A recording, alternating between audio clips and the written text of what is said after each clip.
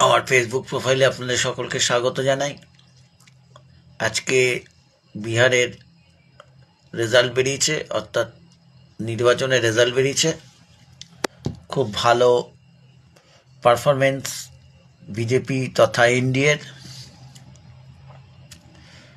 এটা বিহারের ইলেকশনে মনে হয় এখনও সর্বকালীন রেকর্ড হয়েছে এটা, যে 200-র উপরে 243 আসনের মধ্যে 200-র উপরে সিট পেয়েছে এনডিএ।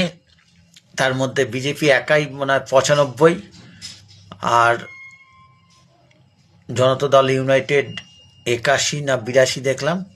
আর আমার সব থেকে আশ্চর্য লাগছে, একটা দল খুব ভালো রেজাল্ট করেছে, সেটা হচ্ছে এলজেপি। 25টা আসনে লড়েছে। 25টা আসনে লড়ে এখনো অবধি আমি যেটা দেখলাম 21টা আসনে জিতেছে, অর্থাৎ অলমোস্ট 100% অ্যাচিভমেন্ট। এখানে একটা জিনিস বলার, সেটা হচ্ছে এই নির্বাচনী যে রেজাল্ট, যে ফলাফল, সেটা বিশ্লেষণ করলে দেখা যায় যে স্ট্রাইক রেট, ইন্ডিয়ার স্ট্রাইক রেট 85%-এর উপরে। অর্থাৎ এসআইআর হওয়ার পরে বিহারে যে ইলেকশন হলো, সেই ইলেকশনে একটা বিশাল সংখ্যক মানুষ ভোটে অংশগ্রহণ করেছে, এবং এটা ত্রুটিপূর্ণ নয়, ত্রুটিমুক্ত ভোটার লিস্টে ভোট হয়েছে। অর্থাৎ একদম পুরো নির্ভুলভাবে ভোট হয়েছে। সেই ভোটে যারা বাদ গেছে, যেসব নাম বাদ গেছে, সেগুলো ভুতুড়ে ভোটার, মৃত ভোটার, এই যে ভোটটা ছিল সেই ভোটটা পুরোপুরি বাদ চলে গেছে। সুতরাং এই ইলেকশনটা একটা আলাদা মাত্রা এনে দিল। 2026-এ পশ্চিমবঙ্গে একটা বিরাট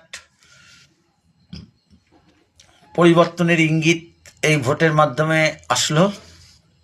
শুধু তাই নয়, এখন ভারতীয় জনতা পার্টিকে এখনই সিদ্ধান্ত নিতে হবে পশ্চিমবঙ্গে বিরোধী দলনেতা যিনি আছেন, অর্থাৎ শুভেন্দু অধিকারী মহাশয়কে কোনো রকম দেরি না করে, কাল বিলম্ব না করে শুভেন্দু অধিকারীকে মুখ্যমন্ত্রী পদপ্রার্থী ঘোষণা করে দেওয়া।